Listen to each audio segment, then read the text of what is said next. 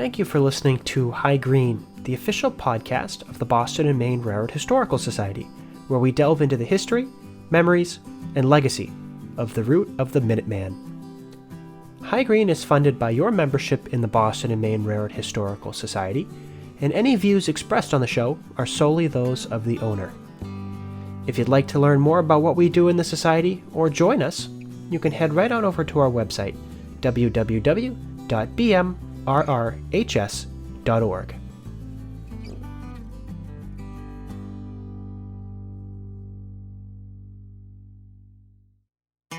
Perhaps this story hasn't been told in B&M circles, but it's a B&M story and it's a good one. Oh my God, he says, I don't think I ever saw a train down here before. He was amused.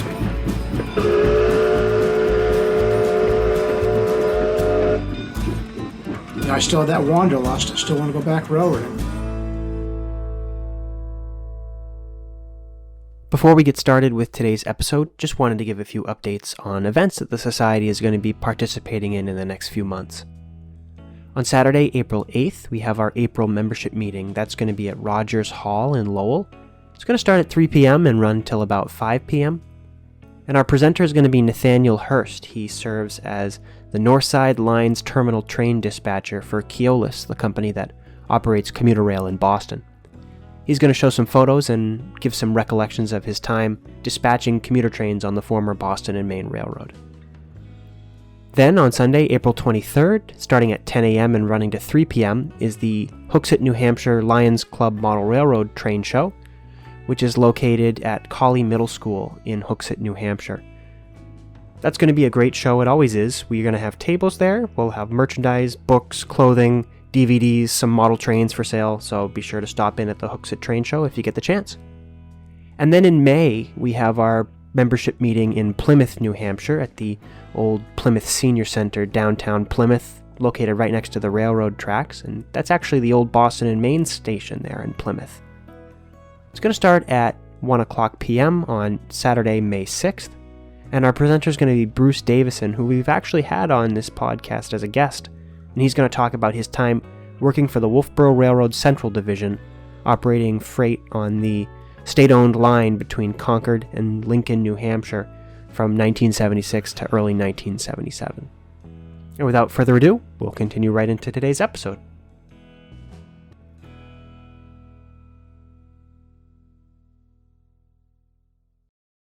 On this episode of High Green, we are joined by Bill Deen. Bill has been a lifelong rail fan in both the modeling and historical aspects. A retired member of the MIT Chemical Engineering faculty, Bill has been a member of the Friends of Bedford Depot Park organization since its inception in 1995 and has served as an officer since 2011. Most recently, he authored the book Minuteman Railroad, Boston and Maine's Lexington branch, an extensive documentation of this fascinating Boston and Maine branch. Bill, welcome to High Green. Thank you.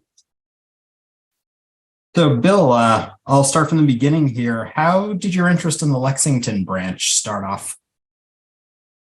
Well, I moved to Bedford me and my wife in 1976, and it was right at the end of the Lexington branch's active time.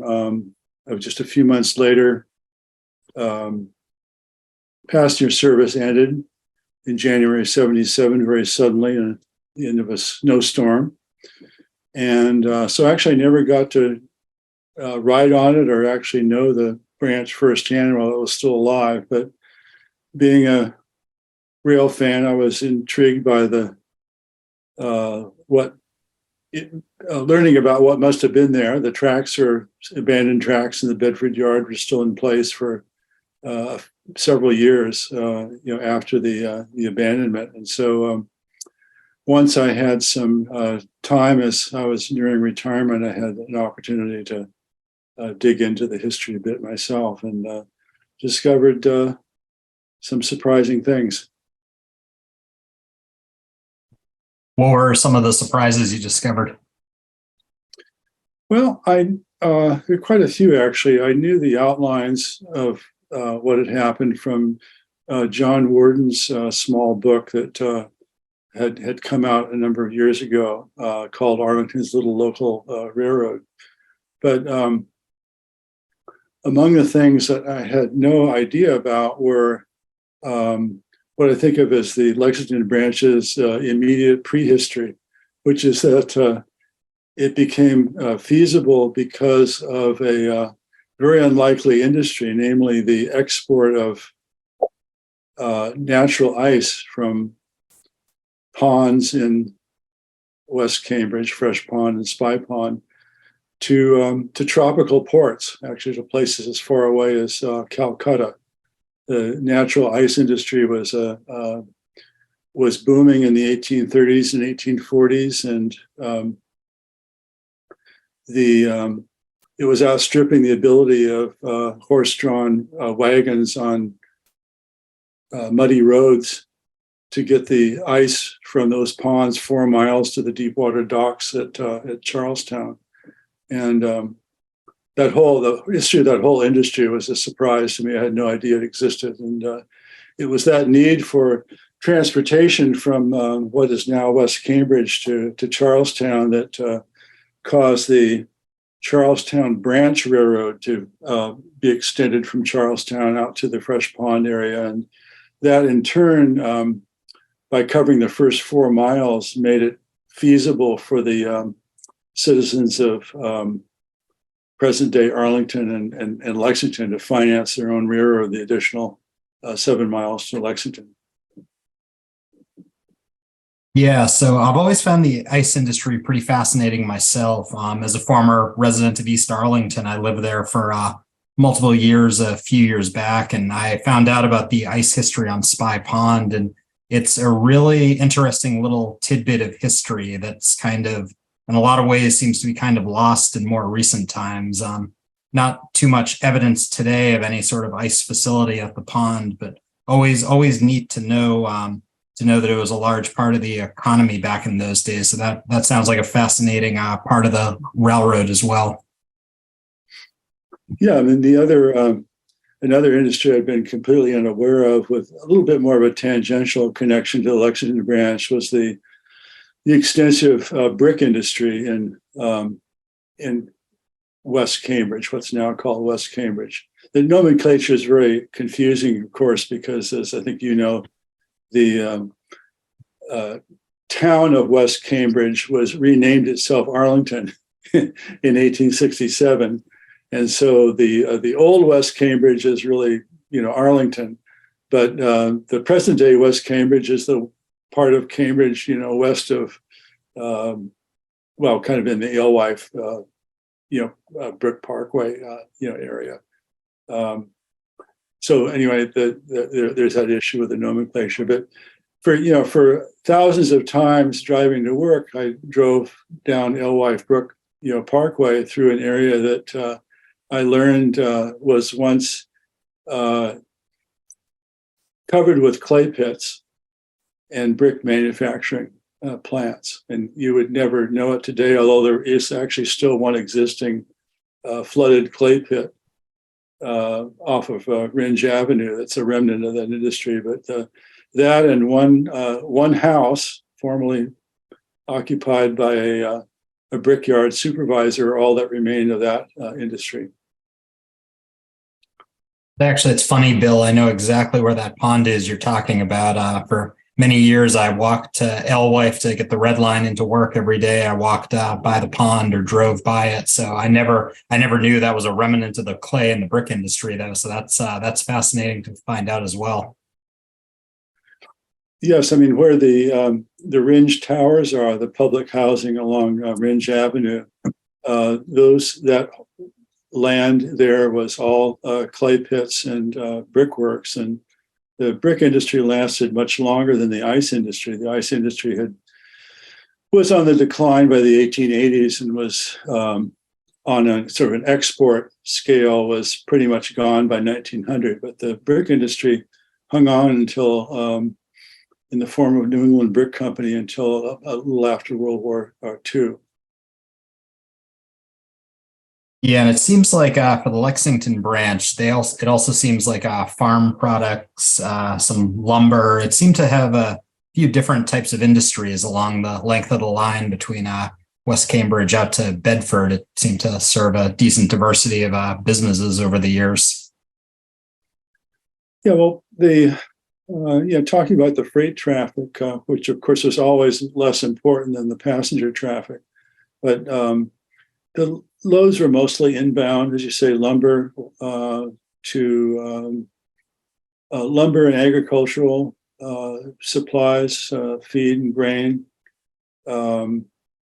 Each of the towns had and coal, I should say, each of the towns had a coal and grain dealer, usually that sold lumber as well. And so a lot of the freight traffic was inbound to small firms, like that. There was a time when Arlington was actually known throughout the East Coast for its produce. Arlington was a pioneer in market gardening and use of greenhouses to extend the growing season. And once at one time its produce was known all up and down the East Coast, probably shipped in fresh pond ice. Wow, that's fascinating too. And that's actually a fact about Arlington I did not know. That's really interesting about the greenhouse use, and interesting little fact there. One industry, when I was looking through your book the other day, Bill, Brigham's ice cream, which obviously most kids growing up in New England, probably up until the 1990s, would know very well. It was great to see that they were also a rail customer back in the day. Yeah, I think they regularly got cars of milk and probably cars of liquid sugar. Yeah, and I think prior to being Brigham's, I believe it was known as Buttrick's Dairy or something along those lines. That's right. Yeah, when I lived in Arlington, the old I'm not sure if the complex is still there, but it was the final days of the Brigham's restaurant at that original complex of theirs off of Mill Street. It was open, I think, for a few months after I moved to Arlington. Then unfortunately it shut down. Then the final shop up in Arlington Heights also closed around then as well. So that was kind of a sad farewell to a industry I knew very well from my childhood, but interesting to hear its ties with the Lexington branch, of course. I want to circle back to a point you made a few minutes ago, Bill, about the Lexington branch. So it always had some level of freight, as we've discussed, but definitely passenger trains seem to be a little more of the line's bread and butter. What can you sort of elaborate on about that? Well, as I said, it was made feasible by the ice industry, and it hauled some ice of its own in its early years from the fresh pond ice houses. But even then, and even when it still had some brick traffic of its own, it was really all about getting people to and from Boston. It was conceived as a local project by West Cambridge, today's Arlington, and Lexington citizens, and financed by them. And it was their way of trying to keep up with the times and have as strong of economic and cultural contact with Boston as they could back in the 1840s when they financed and built it. And then as time went by, of course, the original company, the Lexington and West Cambridge, struggled. It was undercapitalized. It had issues in its relationship with the Fitchburg Railroad, whose tracks it relied on to get people to and from Boston, and was failing by the end of the Civil War and nearly bankrupt in the late 1860s. But when it was purchased by the Boston and Lowell, there kind of then began a golden age for the branch. The Boston and Lowell expanded it to beyond Lexington to to Bedford and Concord, increased the service, year by year to the point that by the late 1880s, when the Boston Maine took over, there were not just the original 3 round trips to Boston, but dozens actually. And the service peaked in 1900 with, this is hard to believe for anyone who knew the branch in its later years, there were 60 scheduled steam trains on the Lexington branch operating as far as Arlington in 1900. That's 29 round trip passenger trains, a round trip local freight, plus an unknown number of extras. But that's 60 trains in a 15-hour day works out to be 1 train every 20 minutes. Wow. So that's, that's basically, in many cases, that's rapid transit frequency right there. I mean, even today, I think the MBTA Orange line runs like every 14 minutes during rush hour currently. Yeah. So, yeah, right. Wow. When it's running, yeah. Because, again, correct me if I'm wrong here, Bill, but I believe the Lexington branch was always single track, correct?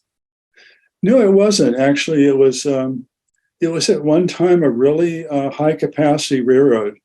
If you were to turn time machine back and visit in 1900, you'd have a hard time distinguishing it from a B&M main line. It was double tracked from Somerville Junction out to Lexington in 1886, and the double track remained until 1927 actually. So there was a 40-year period when it had double track. Much of that time.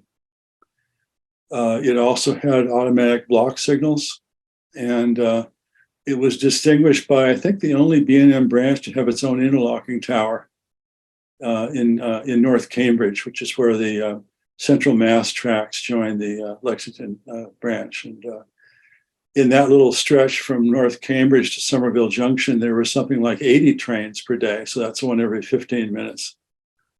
Wow. And that's crazy to think that today it's a very popular bike path, but it's amazing to think that today there's no trains at all. It's just a bike path, and it's pretty fascinating stuff. As a former Davis Square resident itself, I always had trouble believing like massive freight trains, Budd cars, all that stuff passed right through the center of Davis Square not too long ago. So it's amazing how things change over time. So moving on to, towards the World War II, then the post-war era. The post-war era in particular really seemed to be kind of a turning point for the branch as far as freight definitely seemed to start declining, as well as passenger runs also seemed to start declining. I guess there was competition for the automobile as well as nearby MTA services. Yeah, I'd actually go back earlier to identify a turning point. I think the turning point was when passenger service began to decline, was actually right around 1900. 1900 was the peak. 1900 also happens to be the year that the parallel Lexington and Boston Street Railway opened. That was within about half a mile of the Lexington branch over its entire length. And within a couple of years, it pretty much wiped out all the local traffic on the Lexington branch. And by 1915 or so, just before World War I, the number of passenger trains was down to about 1/3 of what it had been in 1900. After that, the decline was slow. Up to 1915, motor vehicles were not really a factor, but in the 1920s, they became an important competitor for not just the Lexington branch, but also the trolleys. In fact, the trolleys were eliminated by the mid-20s, and then there was just a long, slow decline in traffic on, of course, all the Boston area commuter lines. Through the 20s and into the 30s, a brief recovery during World War II when when gas was rationed and new cars were unavailable, but then a decline again after that. What was, of course, most ruinous for the B&M was they had not just declining passenger revenues, and it's kind of questionable whether they had any profits actually generated from passenger traffic from, you could say, even from World War I on. It may have been, it's hard to tell from the records, but it may have been a money-losing proposition even back then. But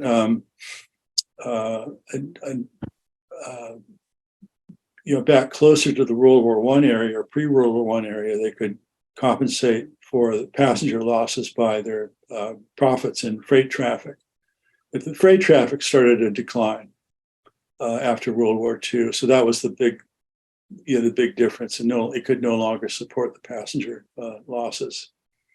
So you had passenger traffic going down during the 20s and 30s, freight traffic holding up pretty well, and then the freight traffic starting to collapse in the 50s, and so the Lexington branch, of course, was not immune to what was happening on the B&M system as a whole, and it was hurting increasingly going into the 50s. Definitely. And I think, I believe it was 1958 when B&M pretty much shuttered most of their sort of internal stations that also had nearby MTA or more localized transit services, if I'm correct. Yeah, in May of 58, there was a kind of a cataclysmic date. I think it was May 19th or May 18th, 1958, when the B&M system-wide eliminated, I think it was in the hundreds of trains, actually, and dozens of places lost all passenger service. The Lexington branch was cut from down to just a single round trip. But the Lexington branch, of course, was just a tiny part of the system. The cutbacks were system-wide. Within the Boston commuter area, as you said, the stops were eliminated. Many stops were eliminated. In fact, all the Arlington stops were eliminated because Arlington was a town served by the MTA, buses and trolleys. And so it was thought at the time that that was redundant, and that the commuter rail should not be competing with the mass transit. Whether that did any good for the system as a whole or for it's kind of questionable. The Lexington branch had half of its passengers rode from Arlington, and a few years later, the Arlington stops at Arlington Center and actually Lake Street were reinstated. So I think it was decided that wasn't, maybe the cutbacks were not all such a great idea to begin with. Yeah, I think that's true, especially to your point about the cutbacks not being a great idea. I mean, the MTA services would take you to Harvard Square, whereas the train would take you right to North Station. So for those folks who are used to getting that one seat ride right to downtown, even if it was only one train a day, they knew they could get on that Bud car or that coach and be in town in a X amount of time. Whereas if you're riding a bus or a streetcar into Harvard Station and riding downtown, that just adds more variables to the daily commute. So I'm sure the train always had some pretty dedicated commuters. Well, by that time, and certainly later going into the 70s and near the end, the train was also a social experience that a number of people appreciated. There's some nice, stories about, people making, friends with the other regular commuters and, celebrating birthdays, meeting for lunch, once a month, just because they had shared the train day in and day out back in the time when there was just a single, round trip, and the service itself was not exceptional. The trains are running slower than they were in the 1870s by the 1970s. and of course, with just a single round trip. But nonetheless, some people enjoyed it, and just as a way to wind down at the end of the day, or to talk to people who had become friends.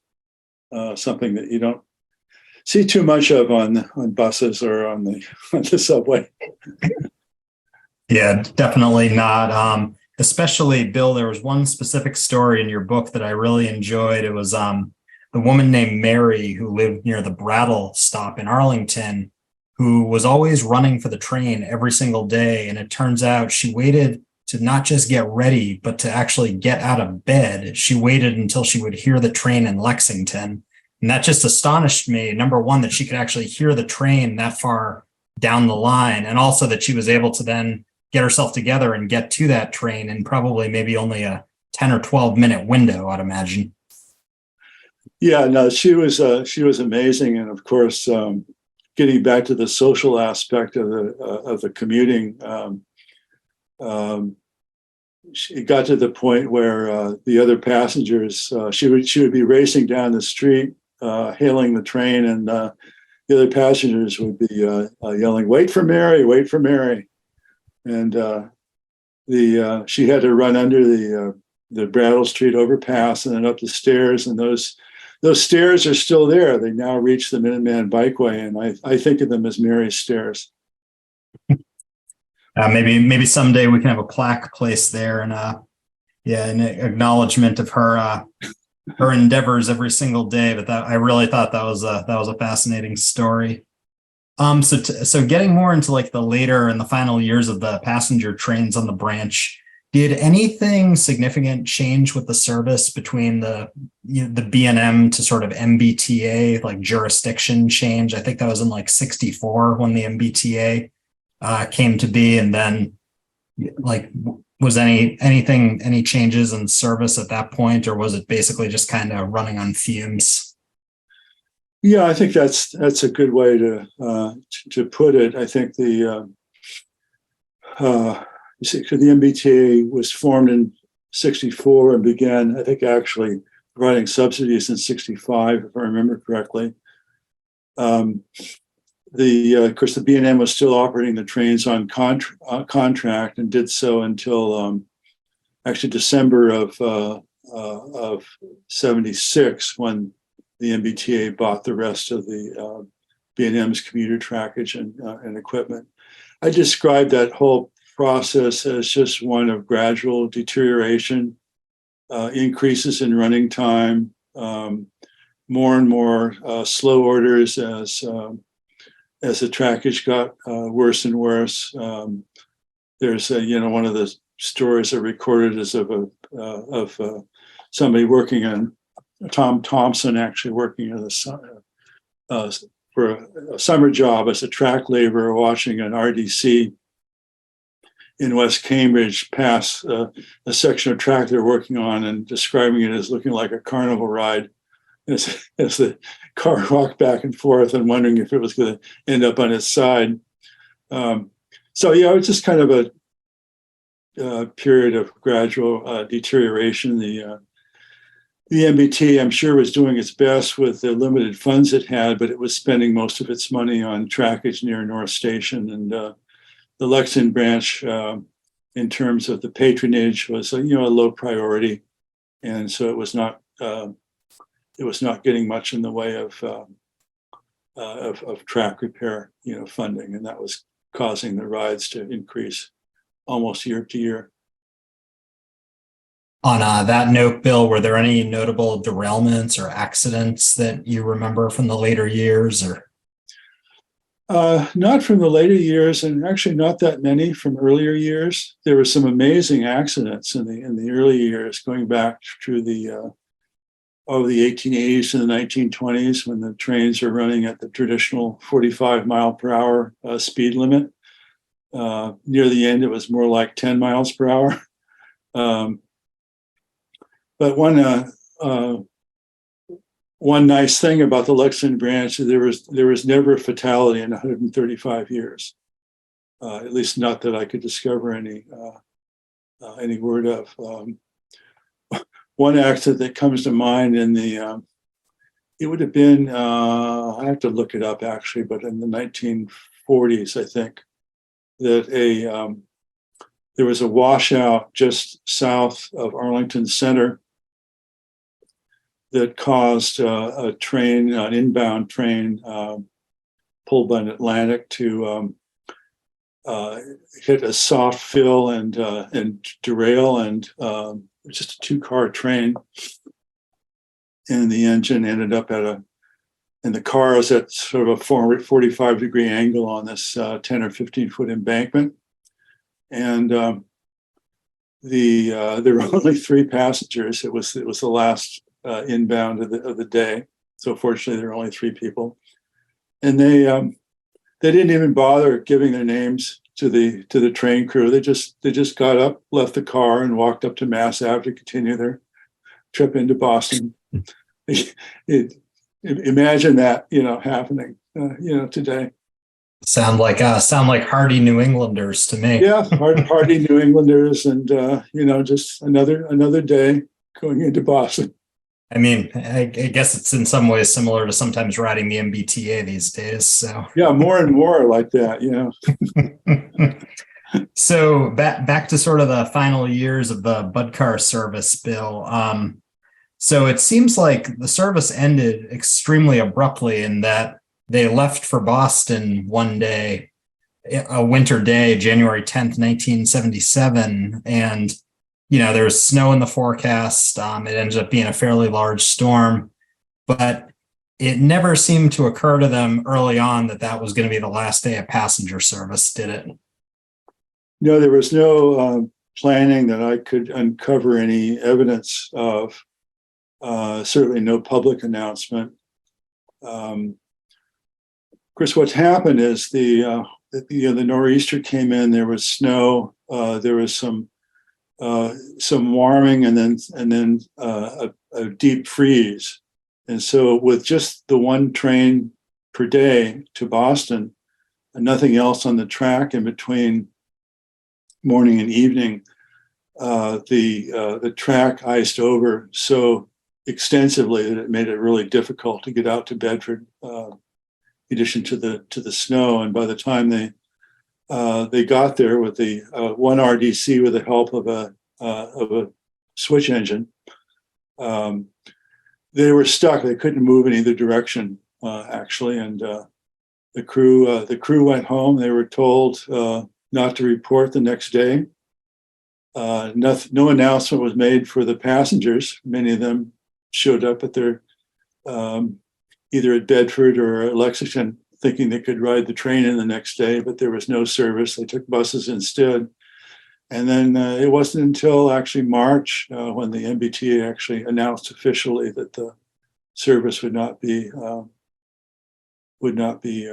resumed. So the Lexington branch began and ended with ice.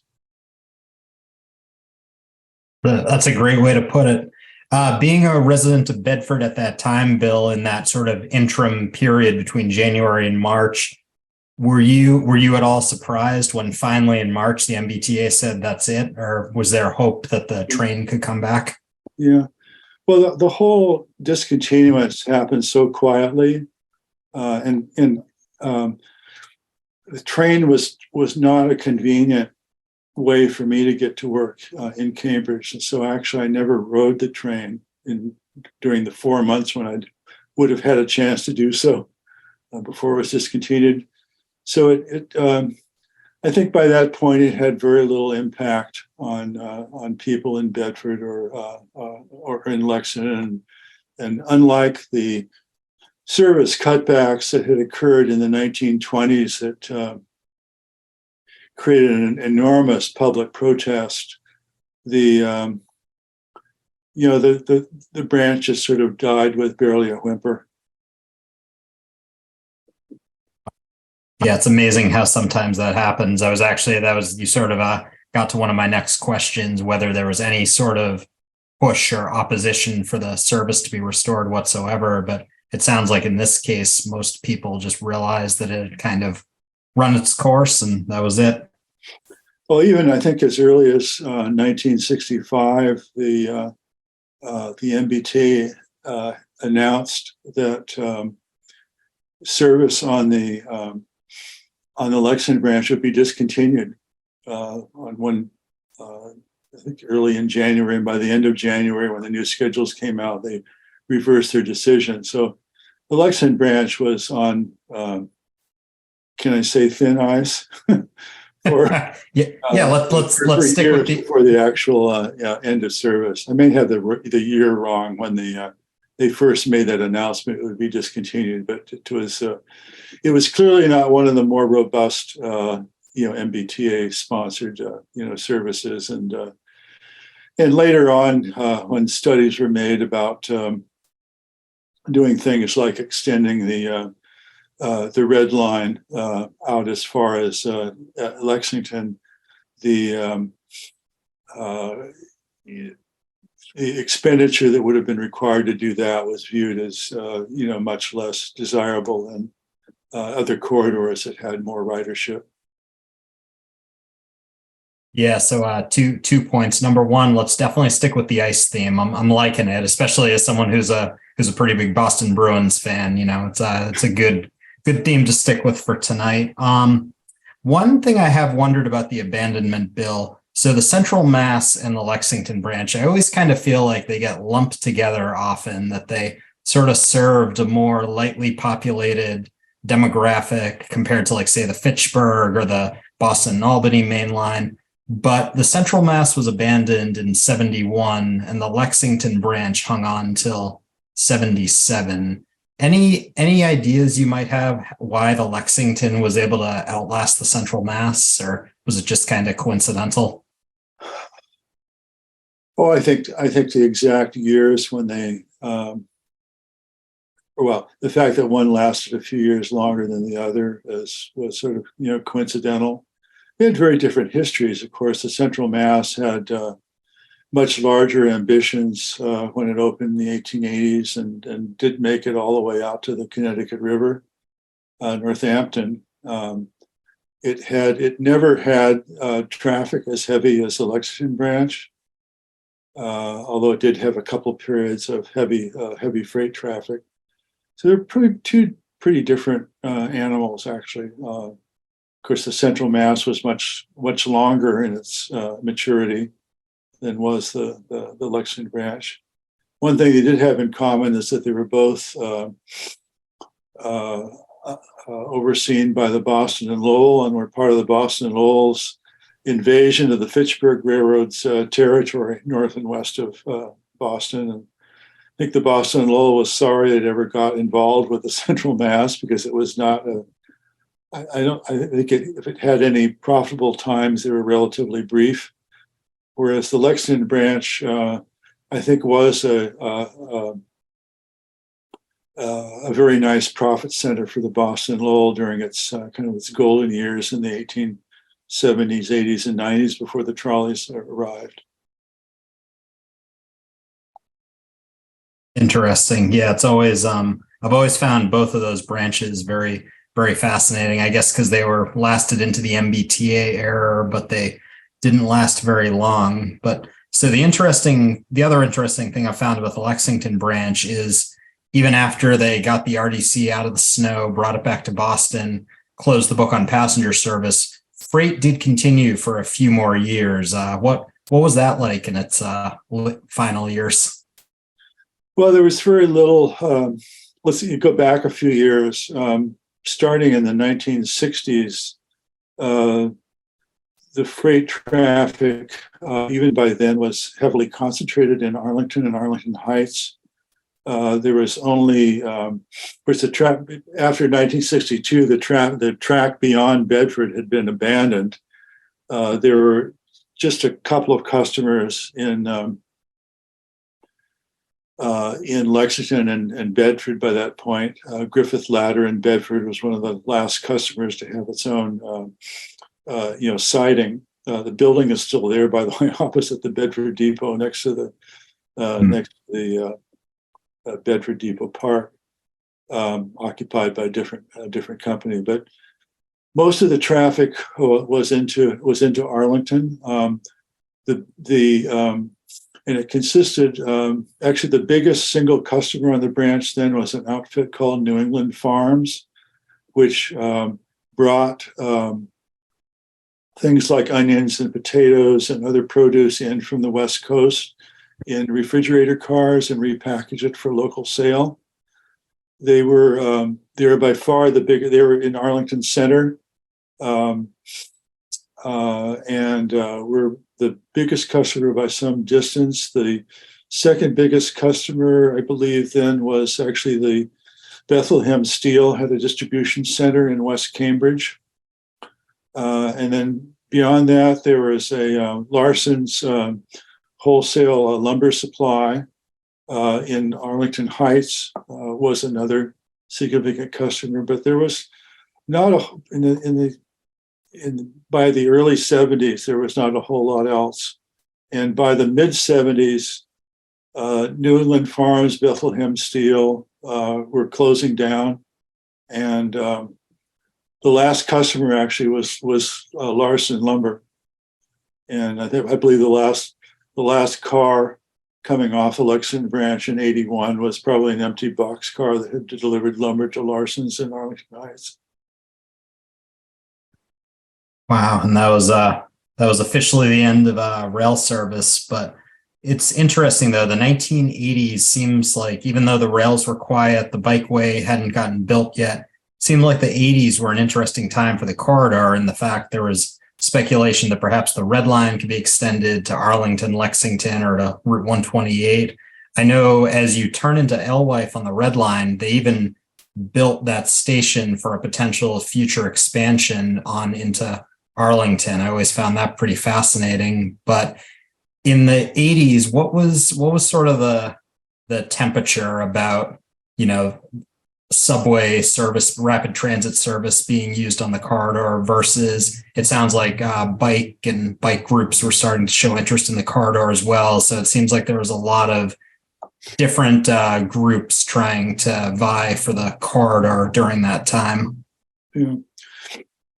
Well, so in 81, when the last freight service occurred, the embargo beyond Ringe Avenue in West Cambridge occurred because some of the track had to be torn up for construction of the Alewife T station, and at that point the railroad was not announced to be facing abandonment. It was supposed to be a temporary removal of that track, which the MBTA was legally obligated to restore when the construction was finished. As you say, the plans went on. There was leading up to that, there was discussion, as you say, of a red line extension, not just to Arlington, but all the way to Lexington. The temperature did get pretty hot, especially in Arlington. There was tremendous opposition to having a red line terminus in Arlington Heights, which is where it was planned, and eventually the strong community opposition caused the red line to stop at Alewife. And then, as I mentioned before, there were studies for years about possibly extending the red line or some other form of maybe bus service or something else out farther, even as far as Route 128. But that, as time went on, that became less and less desirable. I think many people in actually Lexington, when there was talk of the red line extension there, Lexington was actually on board with it for a certain period, and it was really the opposition in Arlington that I think killed the project. And who knows if it had gotten as far as Lexington, if it might not have been extended a little bit farther out to just beyond Route 128 to the Hanscom field area, which would have been a natural area for commuter people to park their cars and ride into Boston. But we won't ever know. Yeah, because I guess at the end of the day, it sounds like the Minuteman Bikeway was deemed the most viable use of the property, and that conversion was done around, sounds like 91, 92. What was that like during the conversion phase? Any sort of interesting discoveries found as the rail trail was being built, or any interesting things to note from that era? There wasn't really much left to just discover. I think. I like to tell people the Lexington branch, never had any tall bridges. It never had any tunnels. It never had any other spectacular, artifacts. It just, wound its way through through Arlington, Lexington, and Bedford, and then to Concord and Billerica, and so there was, as the bike path was being constructed, of course the rails were being removed, but there wasn't a whole lot to discover, I think, at that point. Of course the bikeway interests began organizing in the 80s, and gaining support for the project, and that became the complete opening was in 93, and I think most people in the towns would probably say that they're glad that the bikeway was built. Now the railroad still is not officially abandoned. The preservation of the right of way was done under a federal regulation referred to as rail banking. And so the right-of-way is still owned by the MBTA. Technically, it could be converted back to rail or some other mass transit use in the future, although that seems quite unlikely that would ever happen. But it's not really abandoned. Wow, that's one of those things. You're riding your bike down there, and you think about that. It's slightly reassuring for the rail community just to know that potential, be it slight, is still out there. One quick thing I did want to note, Bill, I'm sure you're aware of this as well, but when you're talking about infrastructure along the branch in Arlington, walking down Mill Street, I believe, I do love that stone arch culvert that you can sort of see down in the ravine. I believe it's I think it's the Mill Brook that passes under the railroad there, but it's kind of like a hidden little stone arch that you'd never know was there when you're walking on the trail above it, but something I always really enjoyed seeing when I was in the area. Yeah, I think that culvert may go back to the 1840s construction. I'm not sure, but I know what you're referring to. Of course, there's that. There are the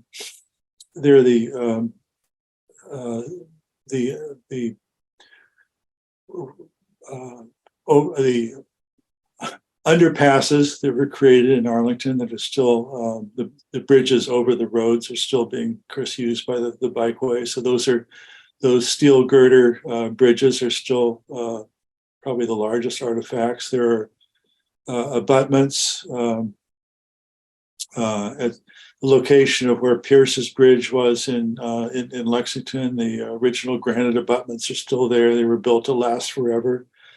We talked about Mary's Stairs. The granite abutments in the vicinity of the old Brattle Street station are still there. So it hasn't vanished without a trace, but and the parts of it that's still there will probably be there for a long time because they're awfully tough. And but the preservation of some of the depots was a kind of a different thing entirely, and that there are, as you know, the Lexington Depot, the Bedford Depot, the Bedford Freight House, and we could even throw in the North Billerica Depot as 19th century, wood frame buildings whose survival to 2023 is kind of a miracle. They each managed to avoid fire and demolition until a time when such buildings can be appreciated.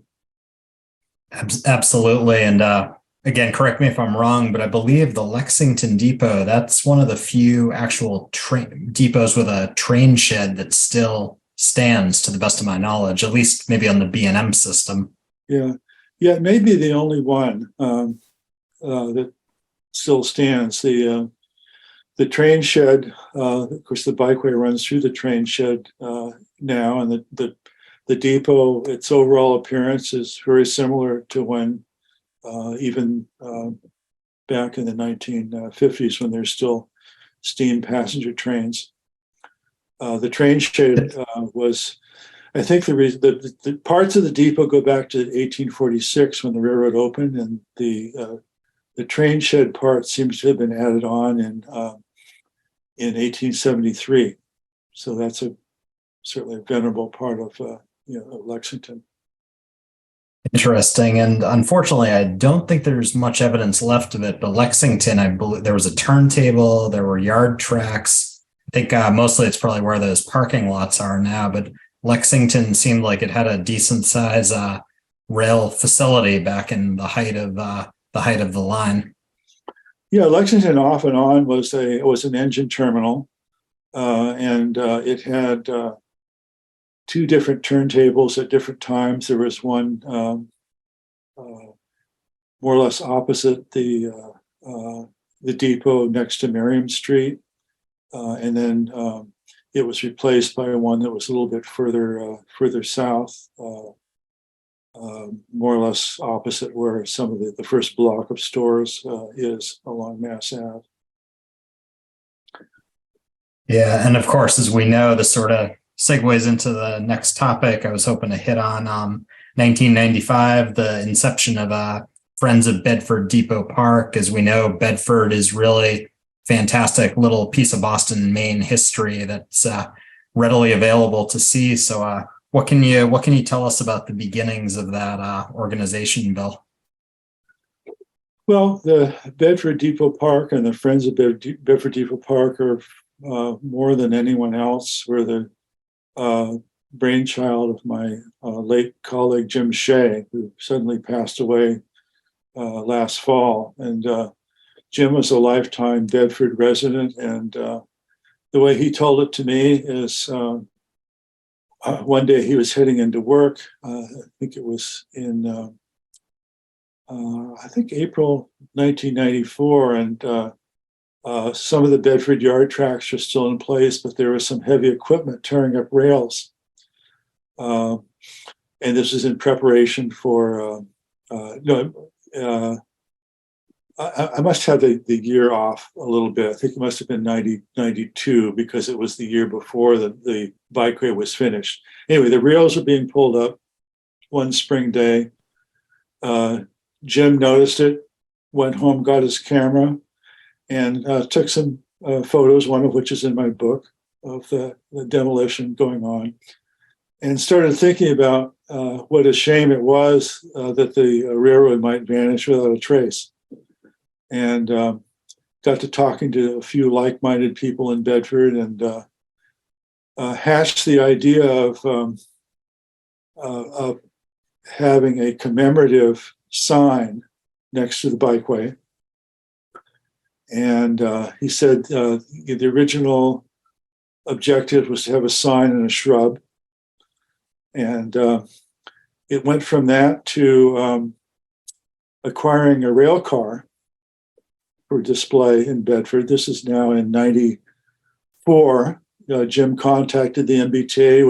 The MBTA still had on its property in the woods in North Billerica 3 RDCs, all in pretty derelict condition. They offered Bedford their choice of the 3 for $1. Jim asked around, was put in contact with Dan O'Brien, who was the head of passenger car, maintenance, had been responsible for RDC maintenance, and there's nothing about RDCs that Dan O'Brien does not know. And Jim was able to elicit Dan's cooperation, and they went up to North Billerica together and picked out the one that had the best exterior and that was the most restorable. It turned out to be the 6211, which we learned, or they learned later, had been operating regularly on the Lexington branch. So that was Bedford's car, and for $1, but then many tens of thousands of dollars later, it took to transport it without a rail connection to Bedford, and it was an 11-year restoration project to get the inside and outside looking, much like it did when it left the factory. So the rail car was the second part of that, and then as the project gained momentum and grant applications became successful for the from federal transportation preservation money and some state money, the town got on board then in reacquiring the two surviving railroad buildings from Bedford that had been in private hands since one had been actually sold by the railroad, the freight house, in the 1940s, and the depot had been sold, I think, in 1950, probably 58. And one had been occupied, the depot had been occupied by some contractors, electrical, plumbing, and so forth, and they modified added a second floor inside and modified the windows and doors and used it as storage and office space. The freight house had been been sold to a local feed and grain dealer. It went from that to being the home of the local VFW. Became a little bakery at one point, so it underwent a whole bunch of changes over the years, but the buildings are still there. The depot goes back to, was built in 1873. The freight house is actually the one remnant of the Billerica and Bedford narrow gauge. It was the Billerica and Bedford engine house for the 2-foot gauge that connected those towns in 1877. So anyway, the town was able to supported the project and reacquired the buildings, and then over almost a 20-year period, restored them, provided landscaping and other amenities, and created Bedford Depot Park. During that time, the Friends of Bedford Depot Park went from a group of just sort of advocating the creation of the project to supporting it through making the facilities available to visitors and providing information on the history to visitors and improving the interpretation along that part of the bikeway. Yeah, and I got to say, as far as sort of living pieces of the Boston, Maine that you can still really experience, Bedford Depot Park is just right up there as far as excellent places you can really go and experience the history of the B&M. I mean, my mother actually lives in Bedford, so I drive by the location very frequently, and even now, like my young son asked to stop and see the Budd car the other day when we were driving by, and it's just like really you're raising him properly. I am. Yep, we got a little rail fan, especially a little B&M rail fan. So it's just I've biked it, I've run on it, I've walked, I've snowshoed in the winter. I mean, that trail, if it can't be a railroad, I've always sort of thought, some of these rail trails are pretty good options in that they really preserve these corridors that may not necessarily have been preserved if there wasn't the group there to take that initiative. And Bedford Depot Park really seems to be trying to preserve that history of the B&M while at the same time preserving the corridor as well, which is especially nice. Yeah, I think it's been a really a great resource for Arlington, Lexington, and Bedford to have that bikeway leading from Bedford down to to the Alewife T stop. Yeah, so that kind of concludes the my questions and talking points, Bill. I mean, this was really fantastic to get to sit down with you. Like I said, your book, I have a copy of that other book, the Arlington's Little Railroad book. And, over the years, I always thought it would be great just to have something with more photographs, especially pictures from the later years of service. And, the book that you've written really encapsulates all aspects of this fascinating little branch really well. So, it's well appreciated within the B&M community and within the railfan community, I think. Yeah, well, thank you. I encourage anyone listening that it will make an excellent stocking stuffer for all family members and friends. In fact, don't even wait till Christmas necessarily. Well, again, Bill, I really want to thank you for joining us tonight. It's been such a pleasure talking to you and getting the full story of this fascinating little branch line on the B&M that really has a very big and very interesting story. Thank you again for your time. Well, thank you for your interest. That wraps up this week's episode of High Green. If you'd like to be on the show, or if you know anybody that has stories or memories of the Boston and Maine Railroad, you could reach out to us. Please send us an email at bmrrhs@gmail.com, or you can send us a message right on Facebook. Hope you enjoyed tonight's episode, and we're looking forward to having you back for next time.